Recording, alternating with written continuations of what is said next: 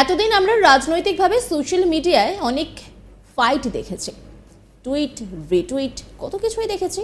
তবে বৃহস্পতিবার সব কিছুকে ছাপিয়ে গেলেন তৃণমূলের সাধারণ সম্পাদক অভিষেক বন্দ্যোপাধ্যায়। কেন এই কথা বলছি জানেন?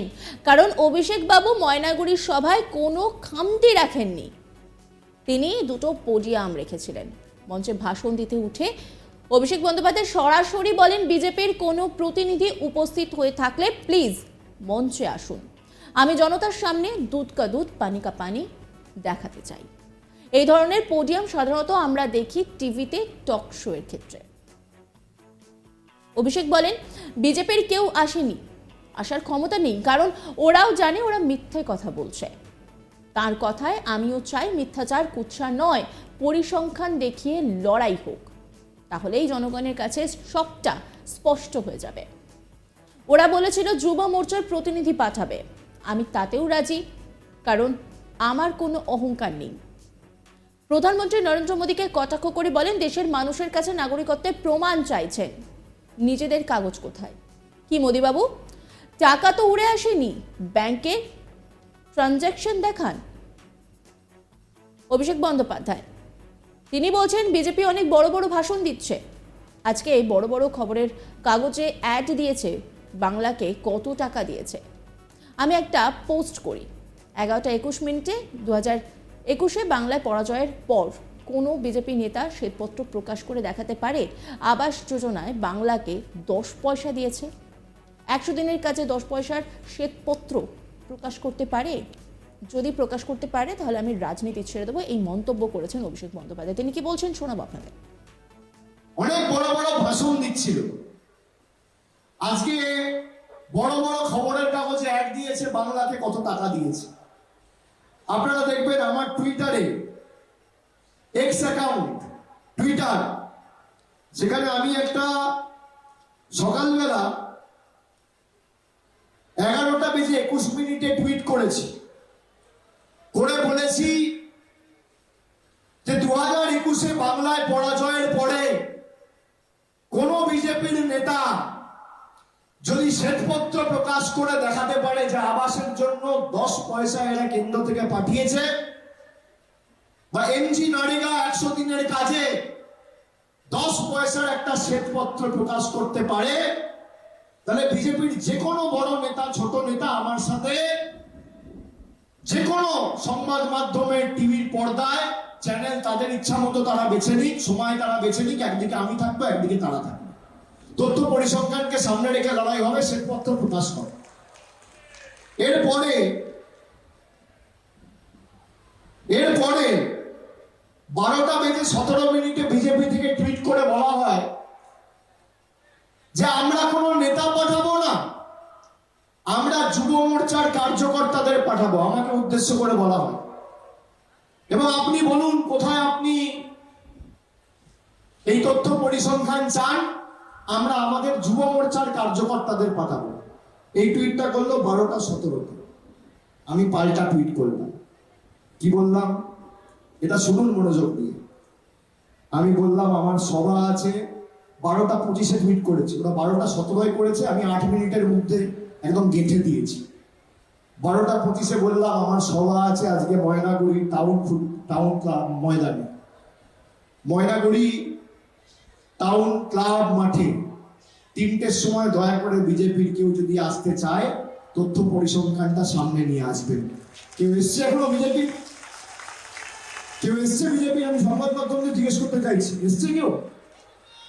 আমি বক্তব্য থামিয়ে দুটো পোডিয়াম রেখেছি এই কারণে, একদিকে বিজেপির নেতা দাঁড়াবে, একদিকে আমি থাকবো। কি এসছে বিজেপির নেতা? আমি তো নেতা চাইনি, আমার কোনো অনুভক্ত দম্ভ অহংকার নেই। যুব মোর্চার কার্যকর্তা এলেও হবে। এসছে কোন কার্যকর্তা? এসছে? আমি বিজেপিকে, প্রধানমন্ত্রীকে চ্যালেঞ্জ করেছি যে আপনি আবাসের টাকা দিয়েছেন 3 বছরে, শ্বেতপত্র প্রকাশ করুন। বিজেপির কোন নেতা এসছে শ্বেতপত্র প্রকাশ করতে? এসছে? এসছে? এখানে কটা ক্যামেরা আছে? 100টা ক্যামেরা আছে। আমি ক্যামেরার সামনে দাঁড়িয়ে বলছি, 3 বছরে আপনি বাংলায় হেরে যাওয়ার পর যদি 10 পয়সার হিসাব প্রমাণ করতে পারেন যে দিয়েছেন আবাসে আর মানরেগা 100 দিনের কাজে, আমি রাজনীতি থেকে চিরতরে বিদায় নেবো। এত বড় কথা আপনাদের বলে দিয়ে যাচ্ছি। মিথ্যে কথা, হাতের হাড়ি ভেঙে দিয়েছি। কথায় কথায় মিথ্যে। 44,000 কোটি টাকা দিয়েছি। আপনি 3 বছরের 10 পয়সা হিসাবের কাগজ প্রকাশ করুন। ভারতবর্ষের মানুষের সবার থেকে তো কাগজ চাইছে নাগরিকত্ব দেবেন বলে, নিজেদের কাছে কাগজ নেই। নিজেদের কাগজ কোথায়? কি মোদী বাবু, বাংলায় যে টাকাটা পাঠিয়েছেন সেটা তো দিল্লি থেকে উড়ে আসেনি, ব্যাংক অ্যাকাউন্টে পাঠিয়েছেন। হয় ট্রানজাকশন ডিটেলস দিন, নইলে আপনি যে টাকা ছেড়েছেন তার নোটিফিকেশন অর্ডার দিন। আপনি দেখান শ্বেতপত্র। 2021-22, 22-23, 23-24 অর্থবর্ষ, এই 3 বছরের 10 পয়সা যদি আবাসে নরেন্দ্র মোদীর সরকার প্রমাণ দিতে পারে, আমি রাজনীতি ছেড়ে দেবো। আবার বুক টুকে করে দিয়ে যাচ্ছি। আপনার বাড়ির টাকা বন্ধ করে রেখেছে এরা।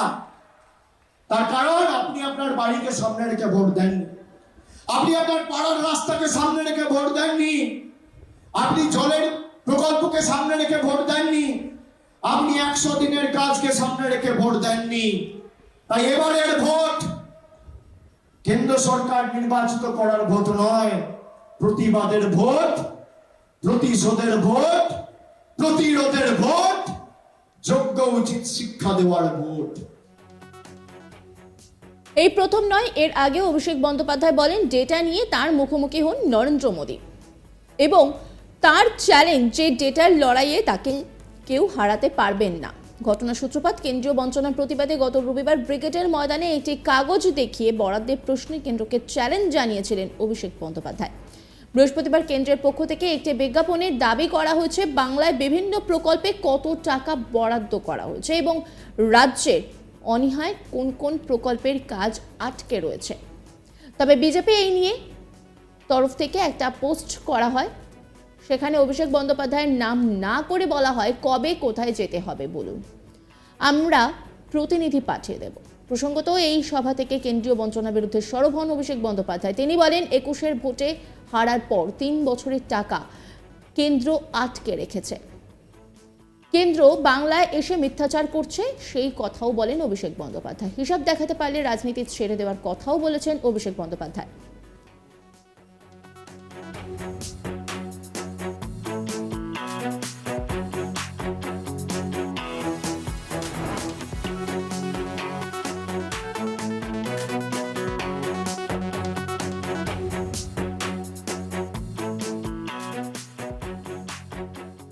অন্যান্য খবরের আপডেটের জন্য অবশ্যই নজর রাখুন আজ তাক বাংলার ইউটিউব স্ট্রিমিংয়ে।